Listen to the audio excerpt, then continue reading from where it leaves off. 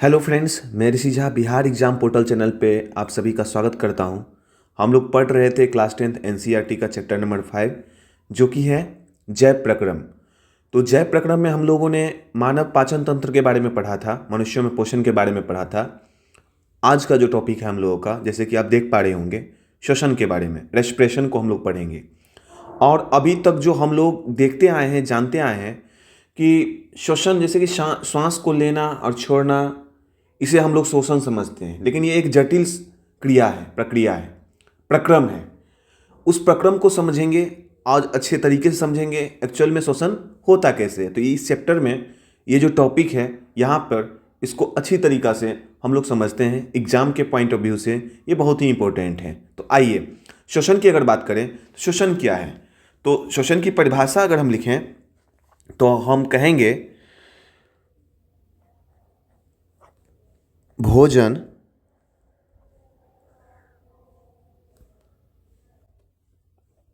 से ऊर्जा उत्पादन उत्पादन भोजन से ऊर्जा उत्पादन के लिए भोजन से ऊर्जा उत्पादन के लिए कोशिकाओं कोशिकाओं भोजन से ऊर्जा उत्पादन के लिए कोशिकाओं में भोजन भोजन क्या भोजन मतलब क्या? भोजन मतलब चावल दाल रोटी, जो कुछ भी हम खाते हैं, आलू खाते हैं, इस समय क्या होता है? भोजन यानी ग्लूकोज आप कह सकते हैं। क्या कह सकते हैं? ग्लूकोज। ग्लूकोज, ठीक है। ग्लूकोज के विखंडन विखंडन ग्लूकोज के विखंडन को क्या कहते हैं? हम सभी श्वसन कहते हैं। श्वसन कहते हैं। क्या कहते हैं? श्वसन कहते हैं। तो भोजन से ऊर्जा उत्पादन के लिए कोशिकाओं में भोजन ग्लूकोज के विखंडन को श्वसन कहते हैं। और अगर बात करें तो श्वसन दो प्रकार के होते हैं। श्वसन कितने प्रकार के होते हैं? आपसे कोई पूछेगा, एग्जाम में पूछेगा श्वसन कितने प्रकार के होते हैं, कितने तरह से होता है। तो श्वसन दो प्रकार के होते हैं। कितने प्रकार के होते हैं? दो प्रकार के। तो देखिए, श्वसन दो प्रकार से होता है। श्वसन दो प्रकार से होता है। ये प्रकार कौन कौन सा है, इस प्रकार को हम लोग समझते हैं। तो इसमें जो है, पहला प्रकार जो होता है वो क्या होता है? तो वायवीय श्वसन। क्या होता है? वायवीय वायवीय श्वसन। पहला प्रकार हो गया आपका वायवीय श्वसन। दूसरा प्रकार जो होगा अवायवीय श्वसन। अवायवीय अवायवीय श्वसन यानी एरोबिक रेस्पिरेशन और एरोबिक रेस्पिरेशन, ठीक है। श्वसन दो प्रकार के होते हैं। पहला होता है वायवीय, दूसरा होता है अवायवीय, ठीक। तो वायवीय श्वसन, अवायवीय श्वसन, एरोबिक रेस्पिरेशन और अनएरोबिक रेस्पिरेशन को हम लोग समझते हैं। तो पहला नंबर जो है वो है हम लोगों का एरोबिक रेस्पिरेशन। तो ये जो एरोबिक रेस्पिरेशन है, इसको हम लोग पहले समझते हैं, वायवीय श्वसन को। तो देखिए, इसको हम इस तरह से जानते हैं,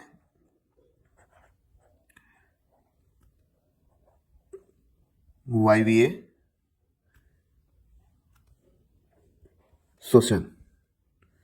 तो वायवीय श्वसन क्या होता है, ठीक है। तो देखिए,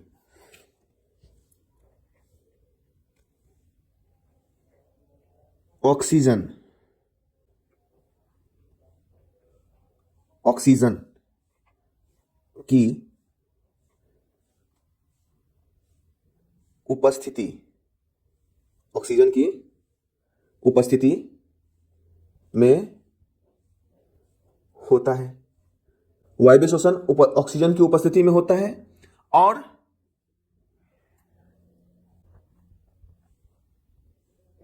क्या होता है? इसमें ग्लूकोज का पूर्ण उपचयन होता है, ग्लूकोज का पूर्ण पाचन हो जाता है, अवशोषण हो जाता है, उपचयन हो जाता है, उपचयन होता है। और जब ग्लूकोज टूटेगा, है कि नहीं, तो क्या होगा, इसके साथ कार्बन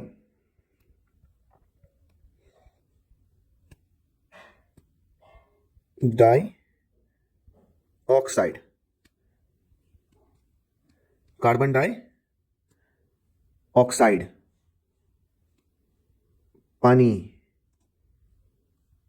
और उद्देश्य जो है ऊर्जा का निर्माण करना। श्वसन का उद्देश्य क्या है, ऊर्जा का निर्माण करना, ऊर्जा का निर्माण होता है,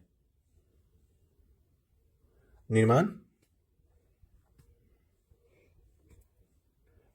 होता है, ठीक है। और यह कोशिका द्रव में होता है। आपको बता दें, ये जो ग्लूकोज का जो उपचयन होता है, तो ये कहाँ होता है, हमारे कोशिका द्रव में होता है। कहाँ होता है, कोशिका द्रव में होता है, माइटोकॉन्ड्रिया में होता है, कोशिका द्रव के माइटोकॉन्ड्रिया में होता है। और वायवीय श्वसन में क्या होता है, अधिक ऊर्जा उत्पन्न होती है, ध्यान रखिएगा। वायवीय श्वसन में क्या होता है, इसमें क्या होता है, ध्यान रखें, इसमें होगा अधिक ऊर्जा, वायवीय श्वसन में अधिक ऊर्जा उत्पन्न होता है, अधिक ऊर्जा क्या होता है, उत्पन्न होता है,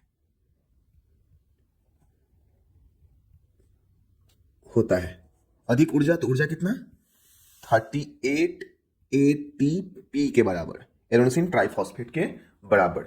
और ये होता कहाँ है, तो ये होता है, कहाँ होता है, तो मनुष्य में होता है कि कहाँ होता है, मनुष्य में, और बहुत सारे जानवर में, कुत्ते, बिल्ली, भैंस, सभी वायवीय श्वसन करने वाले जीव हैं, ठीक है, मनुष्य में होता है। तो आप यहाँ पे ध्यान दें, देखिए, ऑक्सीजन की उपस्थिति में वायवीय श्वसन हम लोग अभी समझ रहे हैं। वायवीय श्वसन ऑक्सीजन की उपस्थिति में होता है और ग्लूकोज का पूर्ण उपचयन होता है, इसके साथ कार्बन डाइऑक्साइड, पानी और ऊर्जा का निर्माण होता है। तो देखिए, ग्लूकोज का पूर्ण उपचयन होता है, इसमें क्या होता है, ग्लूकोज का। तो ग्लूकोज की अगर बात करें तो ग्लूकोज का सूत्र सबको पता होगा, C6H12O6। और ये ग्लूकोज कहाँ है, हमारे बॉडी के अंदर कोशिका द्रव में है। तो किस फॉर्म में होगा, एक्वस फॉर्म में होगा, विलय अवस्था में होता है ना। तो C6H12O6 ग्लूकोज है।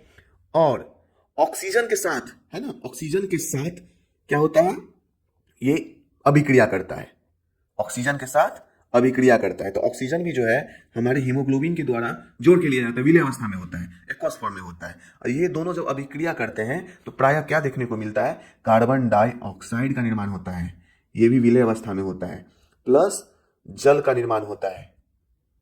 और एक सेकेंड, जल का निर्माण होगा, H2O का निर्माण होगा, साथ ही क्या निकलेगा, ऊर्जा का निर्माण होगा, उसमें ऊर्जा का निर्माण होगा। ये ऊर्जा जो है ना 38 ATP बनेगा, कितना बनेगा, 38 ATP। तो देखिए, वायवीय श्वसन, अवायवीय श्वसन हम लोग पढ़ रहे हैं। श्वसन दो प्रकार के होते हैं।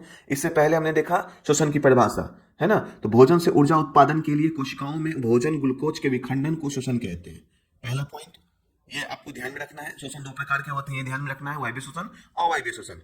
वायवीय श्वसन जो होता है वो ऑक्सीजन की उपस्थिति में होता है और ग्लूकोज का पूर्ण उपचयन होता है, इसके साथ कार्बन डाइऑक्साइड, पानी और ऊर्जा का निर्माण होता है। अधिक ऊर्जा उत्पन्न होता है वायवीय श्वसन में। तो मनुष्य में, क्योंकि हमारा जो शरीर है वो क्या है, जटिल संरचना है ना, हम भागते हैं, दौड़ते हैं, बहुत इसमें जो है ऊर्जा की आवश्यकता होती है। तो इसके लिए वायवीय श्वसन हमारे शरीर के अंदर होता है। क्या होता है, मनुष्यों में क्या होता है, कुत्तों में क्या होता है, बिल्लियों में क्या होता है, घोड़ों में क्या होता है, हाथियों में क्या होता है, सभी में वायवीय श्वसन होता है। तो ये जो आप देख रहे हो, ये आप ध्यान में रखना, ये जो होता है रेस्पिरेशन में ये घटनाएं होती है। तो अब आगे देखते हैं, हम लोग आगे देखते हैं अवायवीय श्वसन को। किसको देखते हैं, अवायवीय श्वसन। तो आइए हेडिंग दीजिए, अवायवीय श्वसन। वायवीय श्वसन हम लोगों ने पढ़ लिया, अब देखेंगे अवायवीय श्वसन को।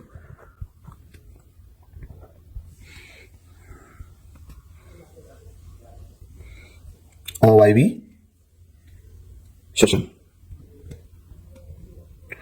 अवायवीय श्वसन। देखिए अवायवीय श्वसन जो होगा ऑक्सीजन की अनुपस्थिति में होगा, अवायवीय अनएरोबिक रेस्पिरेशन। ये श्वसन कैसे होता है? ऑक्सीजन के अनुपस्थिति में होता है।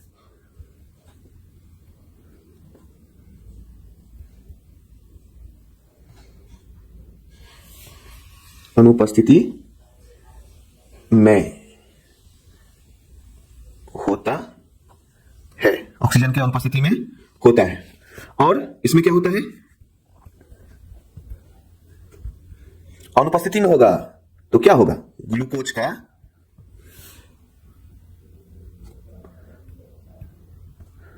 पूर्ण अपचयन नहीं होगा। पूर्ण उपचयन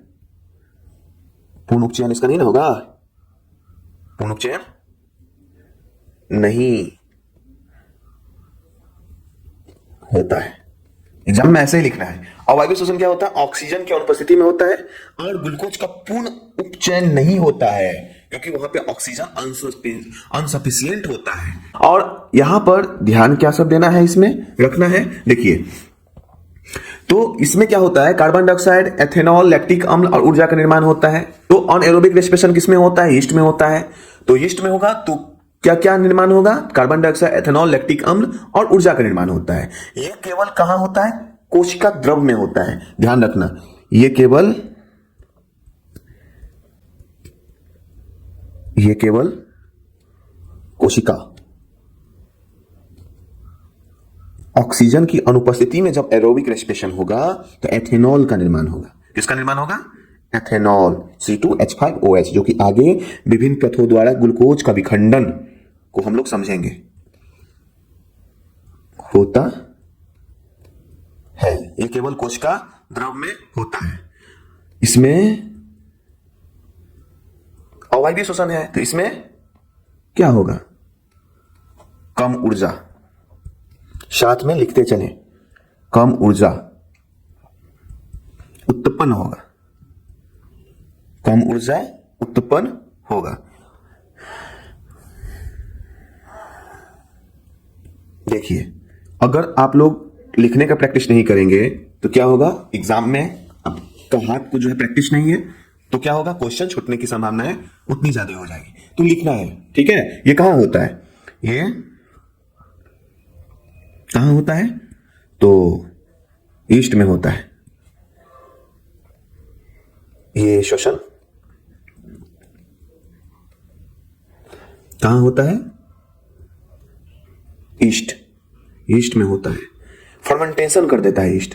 शराब का निर्माण, शराब का खमीर बनाते हैं, वो बेकरी का जो भी काम होता है ना, तो उस समय यही प्रक्रिया किया जाता है। अनएरोबिक रेस्पिरेशन होता है। ईस्ट मतलब अंगूर का किण्वन हम लोग करते हैं, है ना। तो ये सभी जो है अनएरोबिक रेस्पिरेशन ईस्ट डाल के किया जाता है। अब देखिए यहां पर हम लोग देख पा रहे होंगे, ये जो हमारे एनसीईआरटी का इंपोर्टेंट टॉपिक में से एक है, ठीक है। विभिन्न पथों द्वारा ग्लूकोज का विखंडन, विभिन्न पथों द्वारा ग्लूकोज का विखंडन, जो कि चित्र 5.8 में आप देख पा रहे होंगे। चित्र 5.8 में आप देख पा रहे होंगे। तो यहां पे देखिए हम लोग समझते हैं ग्लूकोज क्या होता है? 6 कार्बन वाला अणु होता है। जैसे कि आप सभी जानते हैं ग्लूकोज का जो सूत्र होता है C6H12O6, यानी ये 6 कार्बन वाला अणु है। तो ये 6 कार्बन वाला अणु जो है कोशिका द्रव में, कहां पे? कोशिका द्रव में, ये पाइरुवेट में टूट जाता है। यानी पाइरुवेट 3 कार्बन वाला अणु होता है, मतलब 6 कार्बन वाला अणु 3 कार्बन वाले अणु में टूट जाता है। और पाइरुवेट की बात करें तो ये ऐसे इतना इंपॉर्टेंट नहीं है, लेकिन यहां हम लिख देते हैं। इसकी जो सूत्र होती है ना CH3COOH, ये एग्जाम में नहीं पूछेगा, लेकिन पाइरुवेट का ये क्या है? सूत्र है, ठीक है। यही होता है CH3COOH, ये पाइरुवेट का होता है। यानी 6 कार्बन वाला अणु कोशिका द्रव में, 3 कार्बन वाले अणु पाइरुवेट में टूटता है। और यहां से फिर क्या होता है? वो डिपेंड करता है रेस्पिरेशन, ऑक्सीजन पे डिपेंड करता है। अगर ऑक्सीजन की अनुपस्थिति है, अगर ऑक्सीजन की क्या है? अनुपस्थिति है। ऑक्सीजन की अगर अनुपस्थिति होगा तो क्या होगा? तो यहां पे देखिए ऑक्सीजन की अनुपस्थिति में क्या होगा? ये ईस्ट में, ऑक्सीजन की अनुपस्थिति में ईस्ट में एथेनॉल यानी C2 देखिए यहां पे क्या बना देगा, C2H5OH बना देगा, यानी एल्कोहल बना देगा। क्या बना देगा, एल्कोहल। C2H5OH का निर्माण करेगा, साथ में कार्बन डाइऑक्साइड बनाएगा, ऊर्जा 2 कार्बन अणु बनाएगा। यानी ग्लूकोज कोशिका द्रव में पाइरुवेट में जो है 3 कार्बन वाले अणु में टूटेगा, 6 कार्बन वाला अणु पाइरुवेट में 3 कार्बन वाले अणु में टूटेगा। अगर ऑक्सीजन की अनुपस्थिति है ईस्ट में, ठीक है, तो क्या होगा, एथेनॉल कार्बन डाइऑक्साइड ऊर्जा का जो है निर्माण करेगा, 2 कार्बन वाला अणु का निर्माण होगा। फिर देखिए ग्लूकोज जो है 6 कार्बन वाला अणु कोशिका द्रव में, पाइरुवेट 3 कार्बन वाले अणु में, ठीक है, टूटता है। ऑक्सीजन की अभाव, अगर ऑक्सीजन नहीं है, अनसफिशियंट ऑक्सीजन है, जैसे कि हम खेलते हैं, भागते हैं, दौड़ते हैं, ठीक है, तो क्या होता है, उस समय सिचुएशन से हमें बचना होता है, उस सिचुएशन को हैंडल करना होता है। जैसे कि किसी के पीछे पागल कुत्ता पड़ गया, ठीक है, वो भागते जाएगा, जान बचाना है उसको, या आप किसी गेम इवेंट में एक अचानक से भाग लेंगे, तो क्या है, आपकी कैपेसिटी नहीं है लेकिन आपने ले लिया, तो वहां पे आपको उस गेम को फिनिश करना है, तो क्या होगा, वहां पे ये होगा कि ऑक्सीजन की अभाव में हमारी पेशी कोशिकाएं, क्या होगा, हमारी पेशी कोशिकाएं क्या कर देगा, यहां पर श्वसन करेगा, ऑक्सीजन के अभाव में श्वसन करेगा, तो क्या बनेगा, लैक्टिक अम्ल का निर्माण करेगा, ऊर्जा बनेगा, 3 कार्बन अणु का निर्माण करेगा। लैक्टिक अम्ल ऊर्जा 3 कार्बन अणु का निर्माण करेगा। यहाँ पे ध्यान रखें, ग्लूकोज कोशिका द्रव में, पाइरुवेट में टूटेगा। फिर ऑक्सीजन की अगर अभाव है तो हमारी पेशी कोशिकाओं में, तो देखिए जब आप खेलते हैं, कूदते हैं, भागते हैं, पहले दिन जिम चले जाते हैं, तो क्या होता है, मसल्स में क्रैम्प होता है। ये जो क्रैम्प होता है ना, दर्द होता है ना, ये लैक्टिक एसिड के निर्माण से ही होता है, निर्माण के कारण ही होता है, लैक्टिक एसिड के निर्माण के कारण ही ये क्रैम्प होता है। तो ये लैक्टिक एसिड का निर्माण करता है, प्लस ऊर्जा कितना, 3 कार्बन अणु के बराबर, ठीक है। तो यहाँ पे क्या क्या ध्यान देना है आपको, ग्लूकोज कोशिका द्रव में, पाइरुवेट में टूटता है, अगर ऑक्सीजन का अभाव है हमारी पेशी कोशिकाओं में, तो लैक्टिक अम्ल, लैक्टिक एसिड प्लस ऊर्जा का निर्माण करता है। फिर देखिए ग्लूकोज कोशिका द्रव में, पाइरुवेट में टूटेगा, अगर ऑक्सीजन की उपस्थिति है, अगर ऑक्सीजन की उपस्थिति है तो ये माइटोकॉन्ड्रिया में, ध्यान रखें, ये कहां टूटेगा, माइटोकॉन्ड्रिया में उपस्थिति में, ठीक है, ऑक्सीजन की उपस्थिति है माइटोकॉन्ड्रिया में, किसमें टूटेगा, कार्बन डाइऑक्साइड में टूटेगा, 6CO2 में टूटेगा, H2O में टूटेगा, 6H2O में टूटेगा, और ऊर्जा कितना बनेगा, 38 ATP बनेगा। ध्यान रखना, ये कहाँ होता है, हम लोगों के शरीर में होता है, ये भी, इससे ऊपर वाला भी कहाँ होता है, तो ये भी तो हमारे शरीर में ही होता है, लेकिन ये जो है हमारे आपातकालीन स्थिति में हमें बचाने के लिए होता है। तो यहाँ लैक्टिक एसिड का फॉर्मेशन हो जाता है, लेकिन यहाँ पे क्या होता है कि सफिशिएंट ऑक्सीजन अगर है तो वहां पे माइटोकॉन्ड्रिया में कार्बन डाइऑक्साइड जल ऊर्जा में टूटता है, तो ध्यान रखें। लेकिन यहाँ पे इन तीनों में सबसे ज्यादा ऊर्जा यहाँ पे बनता है, कहाँ पे, जहां पे ऑक्सीजन की उपस्थिति है, माइटोकॉन्ड्रिया में कार्बन डाइऑक्साइड जल ऊर्जा का निर्माण होगा, तो वहां ज्यादा होगा। तो ये जो है आपने समझ लिया होगा, एक बार और फिर से हम समझा देते हैं। यहाँ ध्यान क्या देना है, 6 कार्बन वाला अणु कोशिका द्रव में, पाइरुवेट में टूटता है, और ऑक्सीजन की अनुपस्थिति अगर होगी तो ऑक्सीजन की अनुपस्थिति में क्या होगा, तो ध्यान रखना, ये ईस्ट में इथेनॉल C2H5OH का निर्माण करेगा, कार्बन डाइऑक्साइड का निर्माण करेगा, और ऊर्जा का निर्माण करेगा। और किसका निर्माण करेगा, ऊर्जा का ये निर्माण करेगा। फिर देखिए यहाँ पर ग्लूकोज 6 कार्बन अणु कोशिका द्रव में, पाइरुवेट में टूटता है, अगर ऑक्सीजन की अभाव है, जैसे कि हमारे मांस पेशी में, पेशी कोशिकाओं में, ठीक है, ऑक्सीजन का अभाव है, तो किस में तोड़ेगा, लैक्टिक एसिड में तोड़ेगा, ऊर्जा 3 कार्बन अणु बनेगा। तो यहाँ पे देखिए कोशिकीय शोषण द्वारा मोचित ऊर्जा तत्काल ATP नामक अणु में संश्लेषण में प्रयुक्त हो जाती है, जो कोशिका की अन्य क्रियाओं के लिए क्या करता है, ईंधन की तरह प्रयुक्त होता है। ATP के विखंडन से एक निश्चित मात्रा में ऊर्जा मोचित होती है, जो कोशिकाओं के अंदर होने वाली अंतोरस्म इंडोथर्मिक क्रियाओं में परिचालन करती है। तो ये जो पॉइंट है, हम उम्मीद करते हैं आपको कोई दिक्कत नहीं हुआ होगा, आप अच्छे से समझ पाए होंगे। बस ये ध्यान देना है, ग्लूकोज 6 कार्बन अणु कोशिका द्रव में, पाइरुवेट में टूटेगा, लेकिन ऑक्सीजन की उपस्थिति है कि ऑक्सीजन का अभाव है कि ऑक्सीजन की उपस्थिति है, अनुपस्थिति है, अभाव है, और मतलब उपस्थिति है, अनुपस्थिति, अभाव, उपस्थिति, 3 कंडीशन को ध्यान रखना। अगर अभाव है तो लैक्टिक अम्ल में टूटेगा, अगर ऑक्सीजन नहीं है, बिल्कुल नहीं है, अनुपस्थित है, इथेनॉल में टूटेगा, अगर है तो माइटोकॉन्ड्रिया में, कार्बन डाइऑक्साइड जल ऊर्जा में टूटेगा। चलिए आगे हम लोग देखें। अब देखिए यहाँ पर क्रियाकलाप हम समझते हैं, क्रियाकलाप 5.4 को। यहाँ पे क्या कह रहा है, एक परख नली में ताजा तैयार किया हुआ चूना पानी लीजिए, एक परख नली में ताजा तैयार किया हुआ क्या लीजिए, तो पानी लीजिए, ठीक है। इस चूने के पानी में निश्वास द्वारा निकली वायु प्रवाहित कीजिए। नोट कीजिए कि चूने के पानी को दूधिया होने में कितना समय लगता है। एक सिरिंज की पिचकारी द्वारा दूसरे परत नली में ताजा चूने का पानी लेकर वायु प्रवाहित करते हैं, जैसे कि चित्र 5.7 में दिखाया गया है। नोट कीजिए कि इस बार चूने के पानी को दुधिया होने में कितना समय लगता है। निश्वास द्वारा निकली वायु में कार्बन डाइऑक्साइड की मात्रा के बारे में यह हमें क्या दर्शाता है। यहाँ देखिए, वायुमंडल जो है ना, वायुमंडल में कार्बन जो है, वायुमंडल में कार्बन कितना है, तो 0.03% के बराबर। वायुमंडल में कार्बन कितना है, 0.03% के बराबर। देखिए यहाँ पे दो परख नली हमको लेना है, ठीक है, दो परख नली हमको लेना है, और दोनों परख नली में क्या करना है, टेस्ट ट्यूब में क्या करना है, चूने का पानी यानी CaO2 का होल ट्वाइस ये लेना है।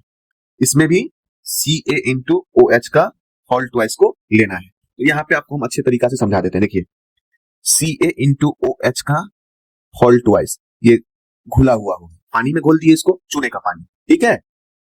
अब इसमें क्या करेंगे कि हम देखिए, यहाँ पे अगर आपने पहला चैप्टर पढ़ा है रासायनिक अभिक्रिया एवं समीकरण, तो आप अच्छे से इसको समझ जाएंगे, लेकिन कोई दिक्कत नहीं, आपको हम समझाते हैं अच्छे तरीके से।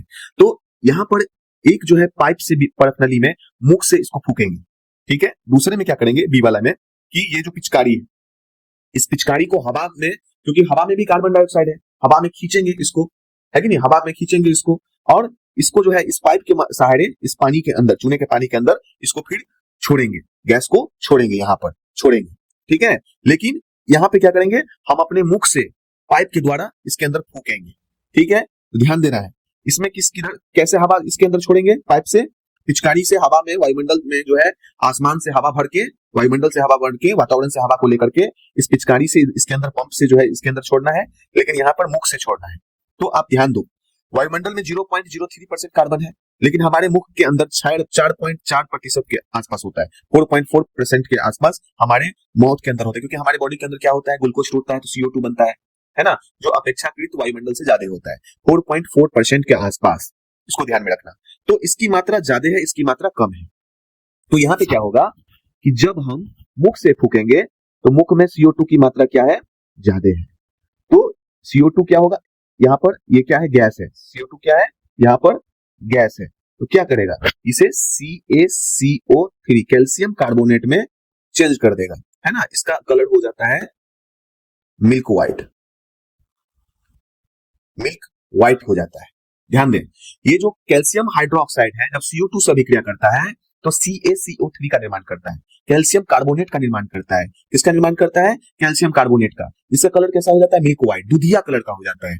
तो वायुमंडल में 0.03% कार्बन है, तो ये धीरे धीरे दूधिया होगा, लेकिन इधर अगर हम मुंह से भरते हैं तो इसका कलर फास्ट में दूधिया हो जाएगा। इसमें टाइम लगेगा, इसमें भी होगा, लेकिन इसमें समय लगेगा, क्योंकि अपेक्षाकृत हम जो मुख से छोड़ रहे हैं गैस, है कि नहीं, हवा को छोड़ रहे हैं, तो उसमें CO2 की परसेंट ज्यादा है, परसेंटेज क्या है, ज्यादा है। यहाँ पे क्या है, कम है। तो मुख द्वारा छोड़े गए गैस पाइप की सहायता से पानी के अंदर जो छोड़ रहे हैं, वहां पे CO2 जो है CaO2 का होल ट्वाइस से अभिक्रिया कर लिया, तो क्या हो गया, यहाँ पे जल्दी फास्ट में CaCO3 का निर्माण हो गया, और इसका कलर कैसा हो जाता है, दूधिया कलर का हो जाता है। इससे ये जानकारी हमें मिलता है कि हम जो है श्वास छोड़ते हैं, यानी यहाँ देखिए, चूने के पानी में निश्वास द्वारा वायु प्रवाहित हो रही है, चूने के पानी में पिचकारी सिरिंज द्वारा वायु प्रवाहित की जा रही है। दोनों कंडीशन में ये प्राप्त होता है कि भैया हम जो श्वास छोड़ते हैं उसमें CO2 होती है, अधिक मात्रा में होती है, ठीक है। तो ये ध्यान में रखना, ये क्रियाकलाप से हमको यही समझना है। आगे देखिए, क्रियाकलाप 5.5 को अब समझते हैं। देखिए, किसी फल का रस या चीनी का घोल लेकर उसमें कुछ यीस्ट डालिए, एक छिद्र वाले कॉर्क लगी परख नली में इस मिश्रण को ले जाइए, कॉर्क में मुड़ी हुई कांच की नली लगाइए, कांच की नली के स्वतंत्र सिरे को ताजा तैयार चूने के पानी वाले परख नली में ले जाइए, चूने के पानी में होने वाले परिवर्तन को तथा इस परिवर्तन में लगने वाले समय के अवलोकन को नोट कीजिए। किण्वन के उत्पादन के बारे में यह हमें क्या दर्शाता है, तो ध्यान दें, एक जो है बीकर लेना है, क्या लेना है, बीकर, एक जो है हमको बीकर लेना है, एक बीकर लिया हमने, इस बीकर के ऊपर क्या लगा देंगे, रबर का डॉट, ठीक है, और एक कंटेनर लेंगे, बर्तन लेंगे, इस बर्तन में क्या करेंगे हम सभी, इसमें जो है, इसमें क्या करेंगे, फ्रूट का जूस ले लेंगे, चीनी का घोल ले लेंगे, कुछ भी ले लेंगे, ठीक है, कुछ भी ले सकते हैं, और इसमें क्या करेंगे, यीस्ट को डाल देंगे, किसको डाल देंगे, यीस्ट को डाल देंगे, इस घोल में किसको डाल देंगे, ईस्ट को। ठीक है, तो क्या होगा, इसमें ये जो आप देख रहे हो ना बर्तन, इसमें एक पाइप जोड़ के क्या करेंगे, इस बर्तन में कनेक्ट कर देंगे। इस बर्तन के अंदर हम एक घोल तैयार करेंगे। ये घोल जो होगा ना, ये घोल ये किसका होगा, CaO2 का होल ट्वाइस का होगा। ये घोल एक कोई सोल्यूशन ले लेंगे। क्या होगा, यीस्ट जब किण्वन करेगा तो क्या होगा, यहाँ पर आप सभी जानते हैं, हमने अभी पढ़ा है विभिन्न पथों द्वारा ग्लूकोज का विखंडन। जब यहाँ पे किण्वन करेगा तो क्या निकलेगा, CO2 का निर्माण होता है। किसका निर्माण होता है, CO2 गैस का निर्माण होता है। तो यहाँ पर ध्यान दें, जब यहाँ पे किण्वन होगा तो यहाँ पे क्या बनेगा, CO2 गैस बनेगा। ये CO2 गैस इस पाइप से होते हुए कहाँ जाएगा, चूने के पानी में जाएगा। और जब चूने के पानी में जाएगा तो क्या होगा, यहाँ पे देखिए CaO2 का होल ट्वाइस, ये चूने का पानी है। ठीक है, जब ये CO2 से अभिक्रिया करेगी तो क्या बनाएगा, CaCO3 बनाएगा। तो CaCO3 CO2 से अभिक्रिया करेगा, CO2 जाएगा यहाँ करेगा, इसका कलर कैसा हो जाएगा, इस पानी के विलयन का कलर कैसा हो जाएगा, तो व्हाइट हो जाएगा। कैसा हो जाएगा, व्हाइट कलर का हो जाएगा। जब व्हाइट कलर का हो जाएगा तो हमको क्या इससे मान के चले जानकारी मिलेगा, भैया ये जो हुआ है प्रक्रिया, यहाँ पे किण्वन जो हुआ है, फर्मेंटेशन जो हुआ है, यहाँ पे क्या हुआ है कि ये किण्वन के साथ CO2 गैस उत्पन्न होता है। किण्वन प्रक्रिया में क्या होता है, CO2 गैस उत्पन्न होता है। ये गैस जब चूने के पानी से अभिक्रिया करता है तो क्या होता है, इसका कलर दूधिया हो जाता है, यानी कैल्शियम कार्बोनेट का निर्माण हो जाता है। ठीक है, ये ध्यान रखिएगा। तो ये क्रियाकलाप से ये तात्पर्य हो गया कि किण्वन प्रक्रिया में, फर्मेंटेशन में क्या होता है, ईस्ट के द्वारा जब किसी भी फ्रूट जूस को लेते हैं या गन्ने की जूस को लेते हैं या चीनी के पानी का घोल को तैयार करते हैं, तो यहाँ पर क्या होता है कि जब ईस्ट इसके साथ अनएरोबिक रेस्पिरेशन, अवायवीय श्वसन करता है तो यहाँ पे CO2 गैस उत्पन्न होता है। ये CO2 गैस जब चूने के पानी के घोल के साथ अभिक्रिया करती है तो इसका कलर क्या हो जाता है, दूधिया, क्योंकि वहां कैल्शियम कार्बोनेट का निर्माण होता है। बस एग्जाम में पूछता है तो आप आराम से इसका आंसर कर सकते हो। अब नेक्स्ट वीडियो में आपको हम बताएंगे मानव श्वसन तंत्र के बारे में। ठीक है, उसको अच्छे से डायग्राम के साथ हम लोग समझेंगे और वहां पे जो भी क्वेश्चन बनने की संभावनाएं, जो कि एग्जाम में 2026 में पूछे जाने की संभावनाएं होगी, वो सारा क्वेश्चन का हम लोग क्या करते चलेंगे, डिस्कशन करते चलेंगे। तो चलिए, अगर आपने इसको यहां तक समझा तो फिर नेक्स्ट वीडियो में मानव श्वसन तंत्र के साथ हम लोग समझते हैं। चलिए फिर मिलते हैं नेक्स्ट वीडियो में, तब तक के लिए धन्यवाद।